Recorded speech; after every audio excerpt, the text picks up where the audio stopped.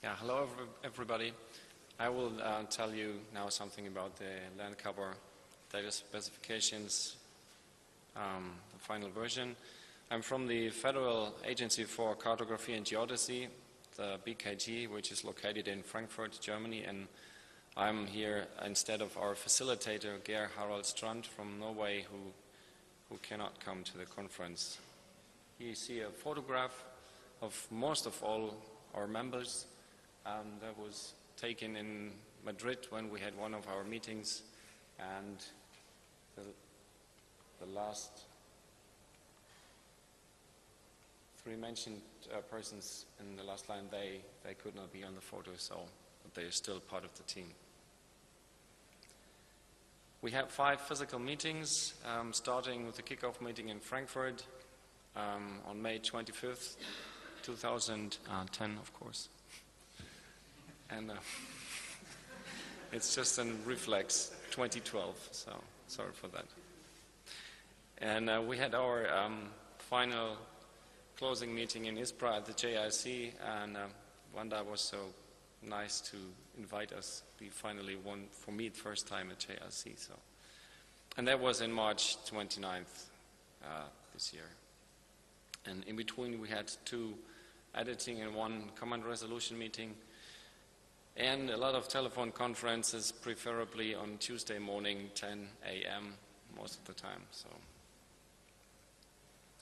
okay, there's a definition. What is land cover? Coming from the directive, it says that land cover is the physical and biological cover of the Earth's surface, including artificial surfaces, agricultural areas, forests, semi-natural areas, wetlands, and water bodies. So, and we added some more precise description in the data specification, saying that land cover is an abstraction of this physical and biophysical cover of the Earth's surface, and that land cover data provides a description of the surface and characteristics of this abstraction.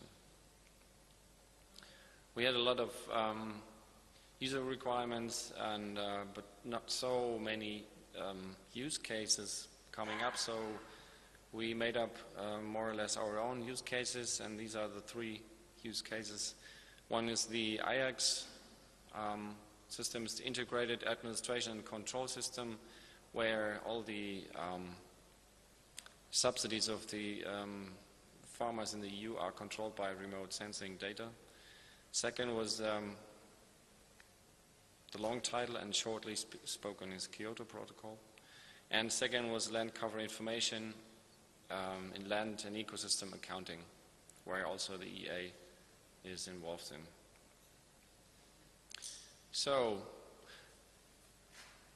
describing the concept which we were setting up before creating this land cover data model, we start with a land cover data set which has to be described with this model. It is associated with a code list and some legal values and associated names of it. This dataset contains a number of land cover units, can be point, polygons, or raster cells. And within these number of geometric units, some situations are fixed, which has been observed,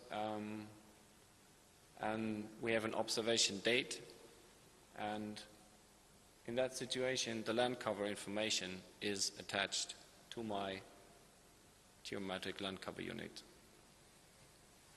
And then that brings me to the land cover values, and they come from the code list, of course, which is attached to the nomenclature. And we also opened the possibility to add a covered percentage value describing one geometric unit by not only one land cover class, for example, but saying this geometric parcel is composed by several land cover classes or components for a certain percentage of this 100% area of the polygon. To highlight some detailed informations, We didn't set up a unique Inspire land cover classification and made it mandatory because there are so many already existing nomenclatures that it's almost impossible. I come to this later on. We found a nice solution for that. But you are open, you're free to describe as a data provider your land cover information due to any existing land cover nomenclature or classification system, for example, Korean land cover, which is very commonly used, or also the point classification system of Lucas, which is done by the European Statistical Agency in Luxembourg, or use the ISO standard 19144, which is called land cover meta language.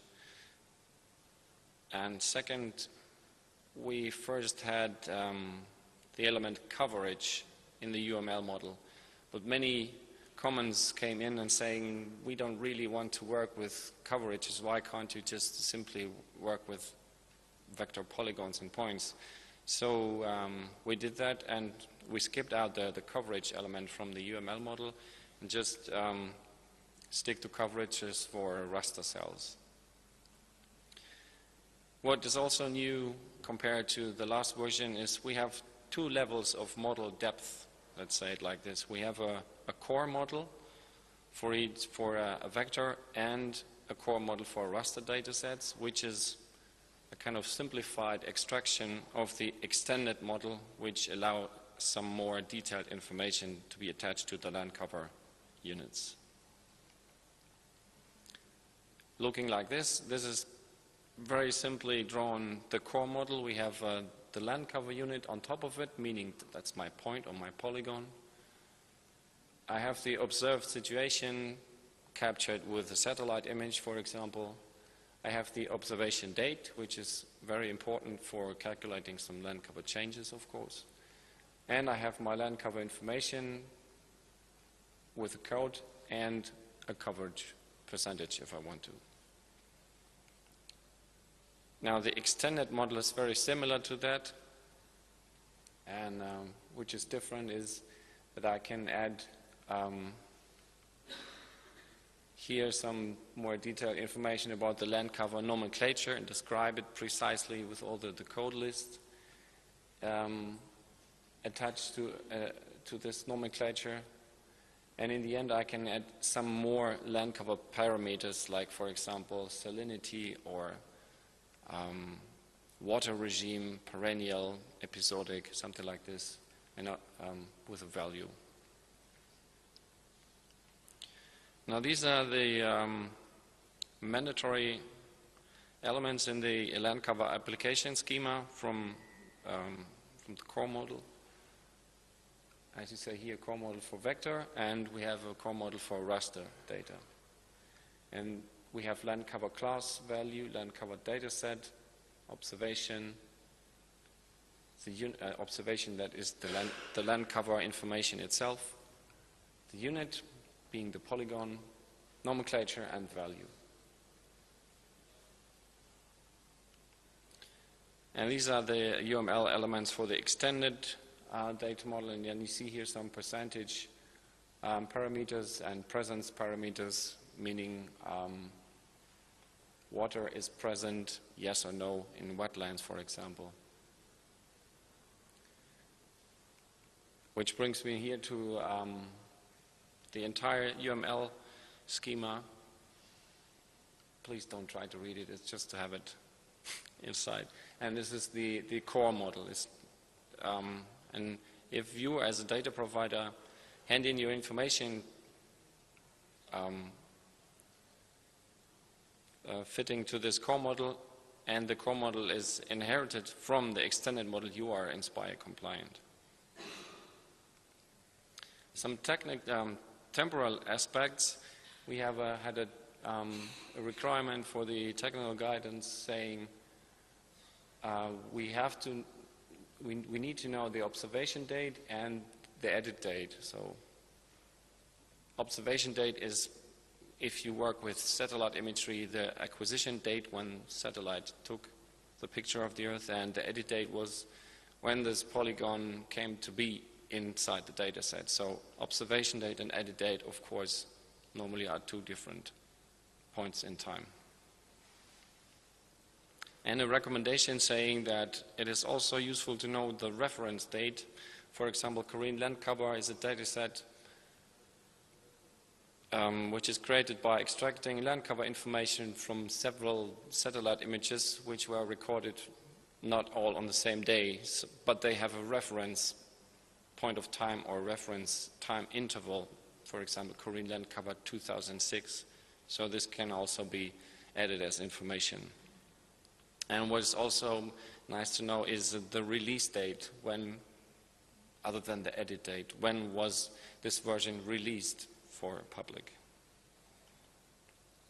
So I say we didn't put any nomenclature as mandatory because this is way too complex, but we try to at least suggest a list of land cover components, and we have very carefully not to call it classification system because it's not meant to be one, but we set up a list of pure land cover components separate from land use information, which was very important for us as a starting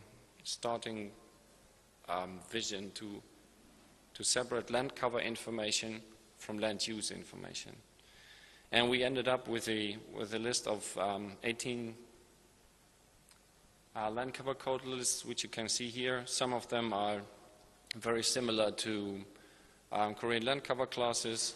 Some of them try to give room for some land cover information which were missing or which are missing in some other land cover classification systems. And I show you later on some small examples how to use this code list. So either you can use it as a nomenclature, more or less, and saying, we in Germany, we have the ATKIS data, which is the topographic reference data set, and it says Nadelwald. Of course, it's a German data set. And if we use the pure land cover component code list, we say it's coniferous trees here, number 6. Okay. Then you can use it not as a nomenclature, but you can use it as in a descriptive way using more of these components. So we have in German Mischwald, this is mixed forest, coming from the ATKIS data set, and if we apply this pure land cover components, we say it's coniferous and broadleafed trees. As you saw, there is no mixed forest component because mixed forest is composed by coniferous trees and broadleaf trees, of course. Or you do the same thing, but you add some percentage information saying this parcel of land in German Mischwald is composed by coniferous forest for 65% and broadleaf trees for 35%. So some further examples how to compose or decompose other known classes. For example, inland marshes. This is a Korean land cover class, and you can describe this Korean land cover class by using 3 pure land cover components, which is wetland and marshes, and cover classes, rocky formations, and quarries. We see them both in the component consolidated bare surface, regardless if it's a natural surface or if it's a man-made surface. Because what we see in satellite imagery is the rock, either in the high alpine regions or in the quarry. And last example, railway tracks. They are very many times put in the shelf of transportation network, and transportation is part of artificial areas, and artificial areas are sealed. So transport network is sealed area, but that's not true. Because if you take a close look on railway tracks, they are composed by some gravels, and the rails built on top of these gravel embankments, but it's not a sealed surface. So we see this under unconsolidated bare surface. The work in the INSPIRE specification group was very strongly interconnected with some other working groups, as I mentioned on the slide before, like the EAGLE group, or which is an IONET action group on land monitoring Europe, or also the FP7 funded project HELM, which means, I'll show you the slide. Here. HELM, harmonization on European land monitoring. And we were interconnected very strongly in discussing things across working groups. And we tried to set up a kind of new enhanced data model describing land cover and land use, more or less separated from each other, but giving way to make a symbiosis between land cover and land use information. And this is where we ended up more or less with the artificial part, the water body part, and the vegetation part. And the land use informations we will then attach to this land cover elements or components with some more land use characteristics. And from the EAGLE group, we want to present this approach at the next NRC meeting, which I think will take place in Copenhagen in October this year. And we also try to be compatible with Korean land cover nomenclatures, the INSPIRE data specifications on land use and land cover, and also the land cover meta language from the ISO standard. So you could see more or less this EAGLE data model as a LCML light version. But this is just an outlook for what's maybe developing in the future. So, and we cannot call this INSPIRE data model, because INSPIRE is not meant to be set up new data models, but just make data interoperable. But in the shadow of the INSPIRE working group, there's some more going on. So maybe you will see what happens. That brings me to the end, and I leave you with my beautiful hometown, Heidelberg, in southwest Germany, with Korean land cover and the digital land cover model. Thank you.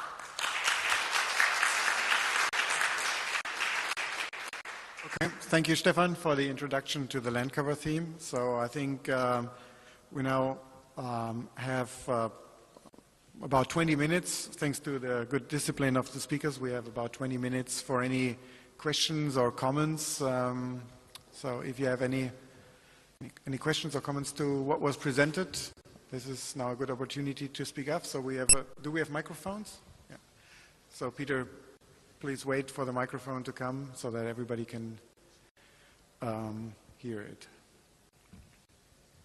Okay, thanks. First Dominique. Yeah. To Katharina, how do you deal with geometry, for instance, the geometry of mobile capture and also the geometry of features of interest? Do you use the own geometry or reference geometry of other objects?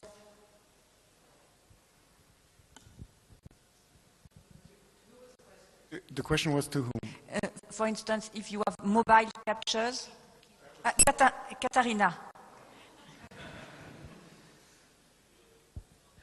Okay, that's one of the reasons why the geometry of the environmental monitoring facilities is optional, because most of them are nicely positioned somewhere, but there are various mobile ones. They can be ships, they can be airplanes, sometimes they're even just air quality facilities on a truck. So we've said this, we can't have this permanently, and we would then need to, you actually need to then link your measurements with the location it was measured at. So that's the way we've gone at it. It's also the reason why the environmental monitoring facilities, there's the common facility model in INSPIRE, and I think we're the only facility type which is not officially a facility, because the base model had buildings which have a fixed location. Does that answer the question? The feature of interest then has a clear location, but that you can then define for a specific measurement. So take the example of the truck. You know the truck is here, you put the feature of interest where the truck is measuring now. If you have a ship or an airplane which does a trajectory, you can do the feature of interest as the path it is going, and then within the measurement data have the relative location on that path. Examples for all of this will be coming up in the O&M guidelines, which will be available in September. So there I'm going through and making nice, pretty pictures, explaining all of this individually. That's my summer vacation.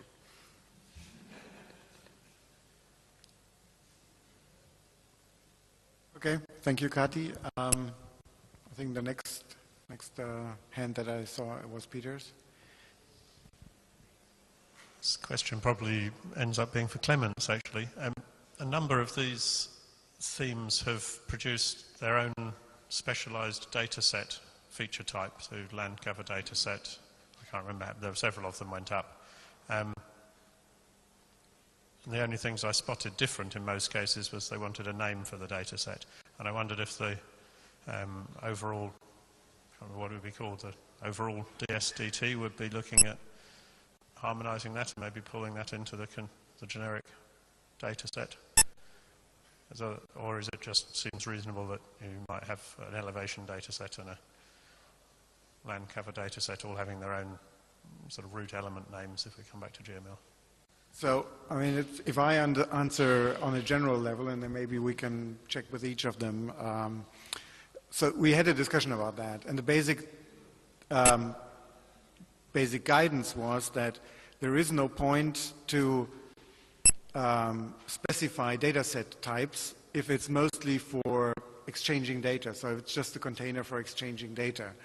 And because then it's up to, let's say, depending on however you do that. If it's a WFS as a download service, then you have a WFS feature collection that you can use. And only to develop specific data set types if they have a specific meaning for the domain. And that is the case in some cases. I know that from the discussion. I can't remember that directly from if that was the case in these cases, but that was basically the guidance. So if it had a specific meaning and people were expecting that, you can also, let's say, get that from a download service, and if you may expect that it actually has an identifier, which is persistent, then it would be modeled in the model. I don't know if that aligns with the discussions in the themes. Well, I can say for habitats and biotopes and species distribution, the main rationale behind introducing the dataset feature type was to support the reporting obligations. Because it also contains, now I cannot show it, but it contains some additional metadata, among others a multi-surface bounding box, which well, a multi-surface extent actually, not a bounding box, because it's very important to indicate whether there are areas within one data set that has not been that is not surveyed, for example. So that's the rationale for introducing it for those two themes.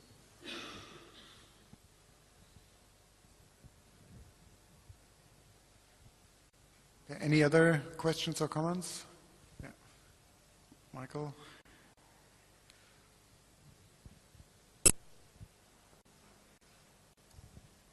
I have a question to land cover, Stephan. You said that you haven't come up with an obligation or requirement for data providers to use one specific classification scheme, because you said, I think, it was too difficult. But then you showed this pure land cover approach. I don't know what it's called, pure land cover components. That to me looked like a very high-level classification, even if you don't want to call it that, that could be used by data providers as a very high-level way to indicate what kind of land cover classes they're using. Now I'm asking this because many of the other themes have had the same problems, that they had very big, let's say, opposition from the data providers saying that we cannot map to this common classification because it's not, we can never define a one-to-one mapping. It will always be an imprecise mapping. But anyway, in the end, they have come up with a very high-level classification system that should be used by everybody as a means for interoperability to get at least some way to map, even if it's not a perfect mapping. So I was wondering why the decision was of the thematic working group to not make that high-level classification or pure land cover components, to include those as, let's say, mandatory interoperability elements in the implementing rule. Thank you for the question, and you are completely in line with my personal opinion on that point.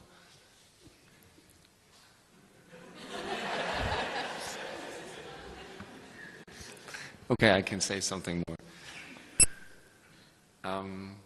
I should not look at somebody in this room now, should not look at her, because we had a very intense discussion over months, which came up and then slowed down and came up again, where we said, why don't we try to set up something similar like the Hilux clauses in the land, from the land use data specifications. And as she's one of the designers or the leading heads in this whole JRC Inspire process, she told us again and again that the Inspire framework is not there for setting up new classification systems and make people map their country newly. So, and for the first round, we just accepted that and focused on other things. But we felt this urge to talk about it again. So the result of this second successful approach in the end was at least to set up this component land cover component list, and just to suggest how, as you say correctly, a high level, not just interoperable, but harmonized approach of land cover information could look like. And as I said, there are some more activities going on in other working groups, and we are exactly on this way to try to set up a new enhanced land cover land use data model, which does fit better to the requirements of these days, because the existing land cover model of Korean, for example, was set up 20 years ago, but now we have better sensors, better imagery. We are able to handle a lot more data, bigger data sets, so we can store a lot more information on a higher spatial resolution on our machines and calculate with it. So we are on the way to work on this. But it cannot be under the umbrella of Inspire, because as it is not perfectly worked out, and maybe it will change in some detail, we would then have to change European law if we want to change this code list. So that's why we left it as a proposal. Was that more or less correct, Wanda? Maybe you want to say something, or I don't force you, it's just... Wanda, maybe wait for the microphone.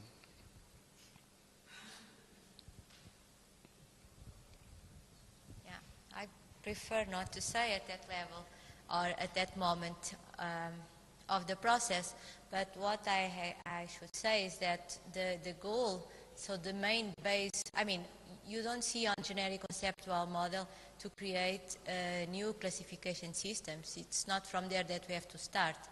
And we have in Europe a chance and a problem which is to have an European data set which is part of the things that you need to use, and it's not land cover, it's not land use, it's a combination of both. So the users of the Korean land cover as a European data set keep doing that for sure, but if the requirement is to get land cover data, part of this data set should be used as land cover. The other part should be used as land use. We focus during, and this is the main concept you have to understand. We need to let's say, to express land cover as a special object-oriented data model, and finally, going around and around and around, we came to this solution that could be a good starting point if it was seen as on that context. I mean, we describe a special object using attributes that can be very well what starts to come to be nominative land cover components. Now, the fact that time is over, and the solution that was found is a solution. So is the solution we have at that moment. So implementation will show how it works and how it fits and how good it is. Now with a more, let's say, a more concrete element that meanwhile this ISO standard was already approved. So there is no problem to go ahead at that moment, because this is an existing let's say, ISO element, so ISO standard. I'm sorry, it's too late in the day, but so therefore there is nothing that prevents us to use it. So it's a perfect solution, and there is no problem. Yeah. We'll see. Okay, thank you, Wanda. I see some other question right in the middle aisle.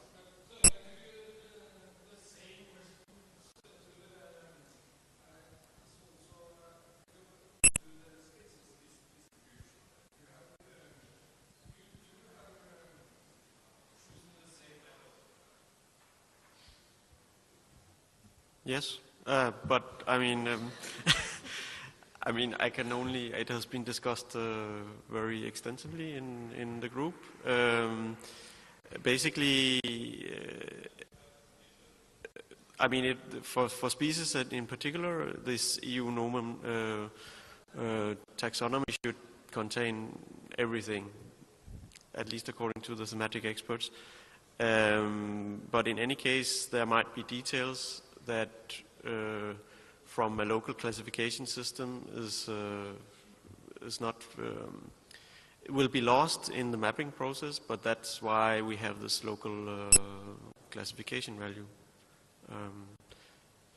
I mean, I don't know what else to say, because it has been discussed yeah, a lot.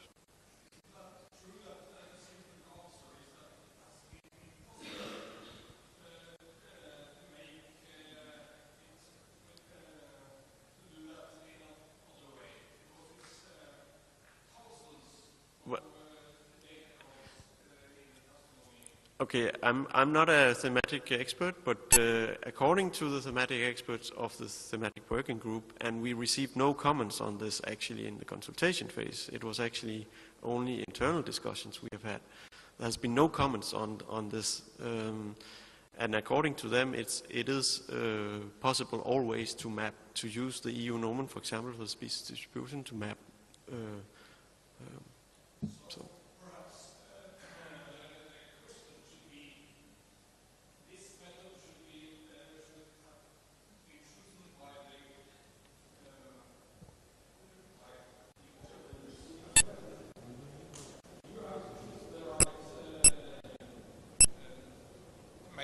The right decision, and some of the other groups should have followed your example. But I think they did. But I'm not 100% sure what you're suggesting, but if I get it right, you're suggesting that there should be a common approach where you provide a high-level common code list value for some object, and then also allow people to provide a local variation of that if they want to use a local list. Is that what you're suggesting? Because that is a pattern that has been applied across quite many of the themes. And we've actually suggested that as guidance to the different themes as a pattern to be used to allow them to, on the one hand, to have a high-level interoperability component, let's say, a mapping at the level of the land cover component that we saw, for example, and also to allow them to provide a very detailed classification value that if they want to use that in addition. So we have this combined approach in quite many of the themes. What I wanted to add is that I think there's not the black and white that you have to put things mandatory in the implementing rule or leave them out completely. And that is, I think, what Anders was also saying, that there is no obligation in the implementing rule to use the EU nomen, if I'm correct. But there is a recommendation in the technical guidelines that recommends to use that. And I think that is in cases where we cannot be 100% sure that all data providers will be able to use a specific code list, or we're not 100% sure that it's mature and completely mature. That is, I think, the way to go is to put a recommendation in the technical guidelines to point people in that direction, and if necessary to update that in the technical guidelines. But not just to say you're completely free to use anything, because then people will use anything and we will not go towards more interoperability. I think, Stephan, you wanted to add to that? Yeah, just to undermine what he just said, we in the land cover group, we wanted to be sure that no land cover information is excluded for whatever reason from the Inspire process. May it be because they do not fulfill a certain level of data quality, because we didn't set up any data quality requirements. What we require is that the data providers should describe their data quality as they know from their own perspective. But also, if we make mandatory a land cover nomenclature, an existing or a new one, the danger is quite big that some data providers cannot afford, according to their restricted resources, to fulfill all these mandatory requirements. So probably, I don't know, we don't have any Greece land cover information maybe in some days, because they have other problems. But if they can use their own national existing nomenclatures and they describe it through that model, it's at least inside the data sharing Inspire framework. And we had many comments from his first question saying, on the one side, you should come up with a harmonized nomenclature for everybody, mandatory. And the other side said, if you come up with a mandatory nomenclature for everybody the same, we will block this process. So, and we didn't want it to be blocked.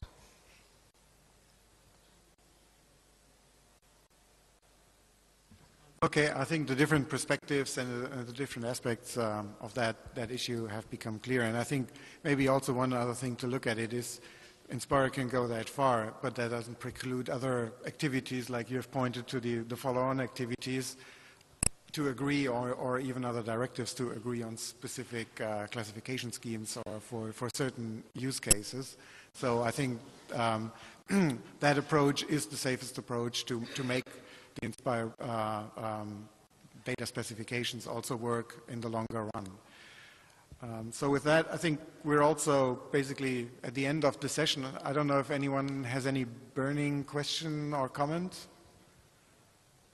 No, that is not the case. So thanks everyone for attending the session, also for the discussion at the end. I think that was also helpful to show some of the discussions that actually led to the results that we have. And the next session on that topic is after the plenaries tomorrow at 11 again in this room. covering additional themes, and I think now we are ready to enjoy the cocktails. Thank you very much.